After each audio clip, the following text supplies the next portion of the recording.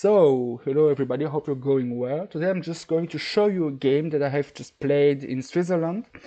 It was a game match with a team in Switzerland, and I played with the white pieces against a random 1700, even not FIDE rating, because FIDE rating was like 1900.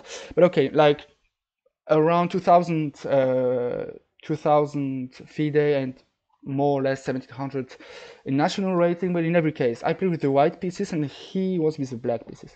I played knight f3 because I'm not very similar and I'm not a friend of the d4 and e4 systems. But okay, here there are many responses possible, like knight f6, d5, e6, c6, e6, e5, probably even with the idea of sacrificing and open up the both diagonals for the bishops. But okay, in every case, he chooses c5. That is actually a good response, and I have chosen e4 because e5 is an invitation to the Sicilian defense, so I have chosen to play e4. He played d6, and it's actually a normal move. And right now, there are two ways for me to play this position: very aggressively with d4 and c3, or a more solid lines that I have played in this position. There is actually g3. The idea is to put the bishop there and sometimes even to go there. Very sneaky idea. But okay, actually there's a good response right now. There's just bishop g4. But okay, in every case, my opponent has chosen knight f6. Pretty standard. I can play g3, I can play e5, everything is correct.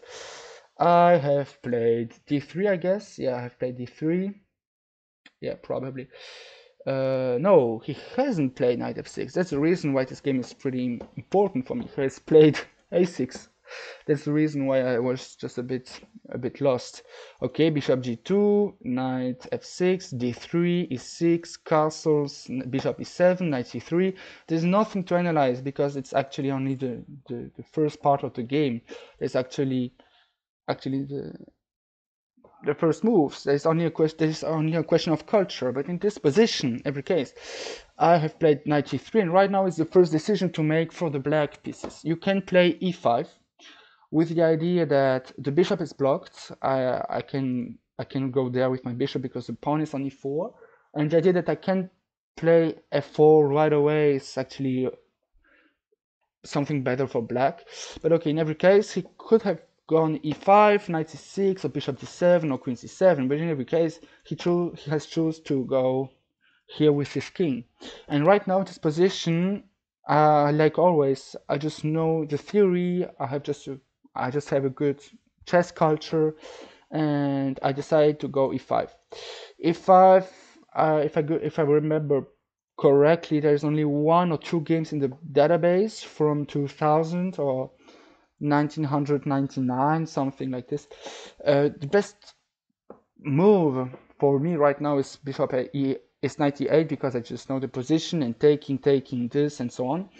But my opponent has chosen to go on d5. That is actually something new. This position never occurs in the database, and it's actually pretty funny. I have seen a line that is very funny. I have to show it to you. You can think, okay, but right now black can take on e5, taking queen d4, and the queen is attacking the knight. Yes, but I just have rook e1, and now something very funny. If you go, I guess here, yeah, exactly. I guess it's. Am I reading it correctly? Yeah, exactly.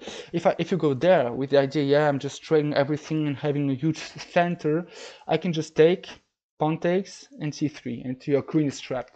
And I saw this position and I was like, yeah, I have to play this. And I was just praying that my opponent will play and make this kind of blunder, but my opponent is a good player, so I had to play correctly. He played 95. Yeah, here we are. Yeah, here we are. I have taken bishop takes and 94. 94 is not actually a threat, and my opponent has understand it pretty good, but has chosen the worst possible way to play. In this position, I'm not threatening the bishop because the bishop is actually very bad. The bishop is blocked by his own pawn, so actually taking is not a good idea. But in every case, my opponent could have gone just here, and the position is is good, but my opponent made a second blunder, and the blunder is actually h6. Why is it a blunder? So you can actually remember, see at the position of the board, that my opponent has played a6, e6, d6, h6.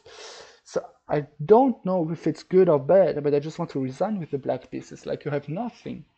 And here's actually the first moment in the game where I started to think, because h6, you don't need to be a high-rated player to understand that h6 is a huge mistake, because the knight is there, the rook is there, the bishop is blocked, and I can just play rook e1, and I'm just much more better, because right now I'm just threatening the bishop and putting the knight on e5, and then everything will be blocked forever.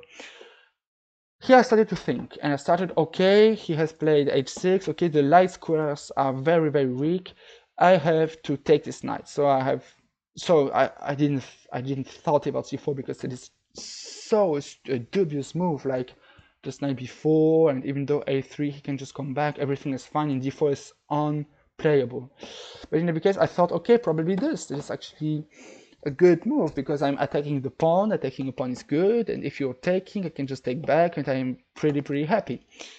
So I thought, but okay, like this, and I don't see many problems for my opponent. I just see that this pawn is pretty weak, even though the line is closed. Like c4 and bishop there or queen there is already a mistake and a problem for me. So I thought, okay, probably it's not the best way. My king is a bit too exposed. So I thought, okay, I understood. Okay, the problem with h6, even though the light squares are very bad, is that all these pieces aren't moving. So I have to develop all my pieces. I played bishop d2 with the idea of putting a bishop on c3, and right now if he wants to take, I would just take back with the pawn or even with the knight, and then just come back in order to preserve my pawn structure. And then I will just trade my dubious bishop, which has no squares. I have no squares, for this beautiful knight. So okay, my opponent has chosen something very normal, like he just developed all his pieces. In this position after bishop d2, he has played knight c6, and I thought, okay, but everything is fine. Like, he has no problem, I have no problem, I just have to find a way to use all my pieces. And I started to think, okay, rook e1, probably in order to control e5, but now it's actually a dubious move. I thought, and okay, I have an idea. And here I found the move. I hope I didn't play this move, because this move looks so bad, but okay. My opponent, I decided to play h4, exactly, oopsie, h4. The idea of h4, it's actually pretty funny, is that I'm threatening right now knight g5. And after taking, I will just come there with the queen, and you can protect the pawn or not protecting the pawn. I'll just come back with the pawn, and I'm going to mate you. Like, for example, you play this. I have to look at this right now. Does it work? Taking, queen there, and if you play g4 is the answer. Wow, the engine did find a very hard move. And if you go there, what am I doing? This is actually the move. And the queen is trapped. Wow, pretty good.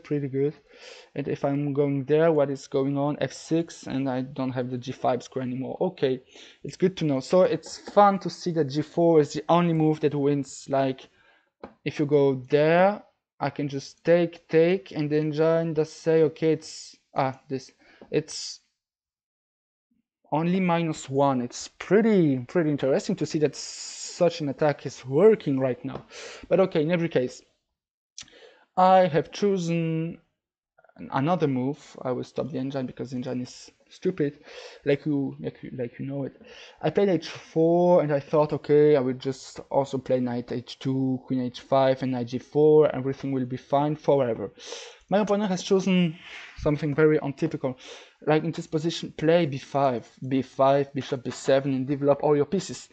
But my opponent is probably a grandmaster or nobody. He has played knight e7 with the idea of coming back on f5 and having just a good position. Okay, there's just no problem if you want to go there. If he wants to go there, I can't stop him. Like, okay, go there, buddy. Then I would just come back and so on. I played rook e1, and you see, that is actually the most important part in chess. The engine can say, what is the engine saying? +1, okay. But let's say the engine was saying -1 for me, or 0.58 for me. Actually, that means nothing, because you see the position right now. Like, I have just developed all my pieces, and my pieces are well placed. The knights are very beautiful knights. The bishop is good, the diagonal is open, this bishop is pretty strong, I guess. So there's just nothing to think about. And you see right now my opponent made a huge blunder. And it's actually the funny part in chess. You can't win if if your opponent is not making mistakes. He played rook b8, and I instantly saw the winning move.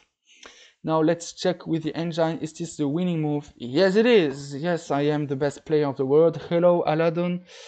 Someone's sending me a challenge right now. You can subscribe to the channel and add me on Lichess on my public account, Gigi Hayotka, if you want. In every case, the winning move right now at this position is c4. I can also play this with the same idea, but I mean c4 is more or less a surprise, because okay, in the game he has played knight b5 and I won directly. If you go there, for example, I can just take, you take, and d4 actually. I have saw d4 with the idea of taking, then bishop f4. You have to go, for example, let's say you go there in order to protect, then just knight d4 and you're just collapsing. You have no squares. You have to protect the knight, so you go there, but then c5, and you can't take because of this, and you can't protect the knight because of this, then just knight b3, I guess, and you can't protect the knight, so the position is losing. So you have to go back on d8 in order to protect, but then just queen d4. Yeah, queen d4. And here right now is after you take, for example, I'm just taking with the knight and you're pinned. You can't move and you're just losing a piece, or the exchange. No way that you will stay alive in this position. And why I'm just playing d4 is because if I play this, for example, he would just go back, and right now I have no way to put the queen back. If I play d4 right now, okay, it's still winning, but it's more complicated. It's like, okay, I'm feeling that I'm much better, but during the game it will be pretty impressive to understand that is winning or that is winning. Okay, but in every case, I have chosen the most human move. I have chosen c4 with the idea that if you go back, like we saw this and d4, okay, everything is fine. But in the game, he went on b5 and he thought, okay, no problem. What's your problem? Okay, I took.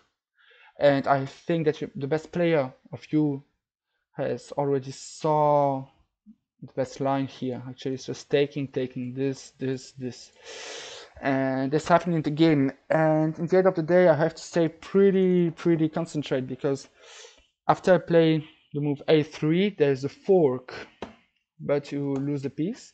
And if you go there in order to attack this and so on, I have just this, and this is over. So my opponent after a3 decided to go there, bishop d6. I will just show you the last moves pretty quickly. 95, no, sorry, I went there, b6, 95, rook d8, takes this, a4, and queen e8. Yeah, this was actually pretty simple to end, because there's nothing to analyze in this position. Like, what did he play? I don't remember exactly. e5, this, and I remember I played this move. Queen d7, he's threatening this or this in order to protect the knight. I can play this, but he will just protect, so I found a much better move. You can actually think a bit and find the move directly. I took on e5. He has to take, and bishop there, it's just winning. He played till the end, till the edge, tick, and he resigned everything. is played. I hope you liked this small lecture. If you have more questions, or if you want to have a good chess coach, just write in the comment section. I'll answer you, I promise. I promise. If you have any questions, just go in the comment section. Please consider subscribing to the channel, supporting the channel with the PayPal link in the comment section or in the description. Consider sharing the video, add me on Instagram, and we see us in the future uploads. Take care.